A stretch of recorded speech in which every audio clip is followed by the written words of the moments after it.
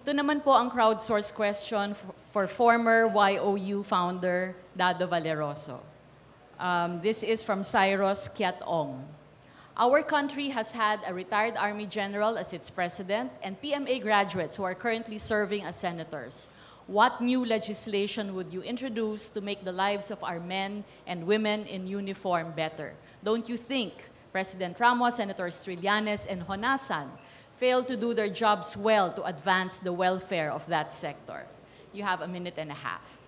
Again po, two-part question. Yes. Yung legislation agenda ko po, nakasadyan dun sa mga batas na patas, yung sa economic sovereignty, sa social justice, at yun sa political security. Among other things, yung sa political security, no? Kailangan natin na palakasin yung armed forces natin para ma-address natin fair and square yung West Philippine Sea at yung Sabah issue.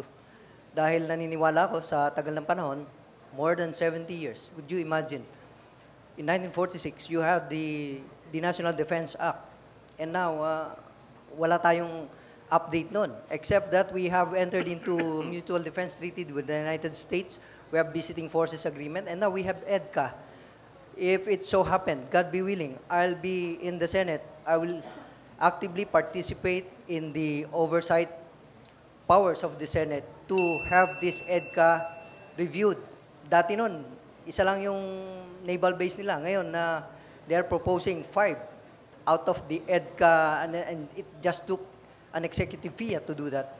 I don't think the Senate will renege on its powers to review that kind of arrangement between two sovereign nations, because it's only the Senate that is under the Constitution is empowered to ratify a treaty. And I think, personally, it's a treaty. Yeah, just a follow-up question. You mentioned EDCA. Could you be a little specific? Ano yung provisions na palagay nyo medyo lumamang ang US at medyo dehado ang Pilipinas? Hindi po yun sa lamang or one-sided. Kailangan po natin yan para gwardyahan ng national interest. Ang sinasabi ko po is parang nagkaroon ng encroachment. Although the Supreme Court has decided that it's constitutional, but it could never be a treaty because it was only signed by the President. It has to go through the Congress, specifically the Senate. Dapat po hindi yan napabayaan. Dapat po yan ang exercise ng tinatawag nating checks and balances sa gobyerno. Magkakapareho po yan ng powers and personality. Yung executive, led by the President, yung Congress, led ng House of Representatives and Senate, meron tayong Senate President doon and Speaker of the House, at yung Judiciary. Co-equal branches po yan.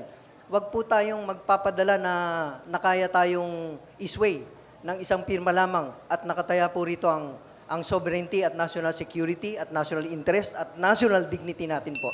Salamat po.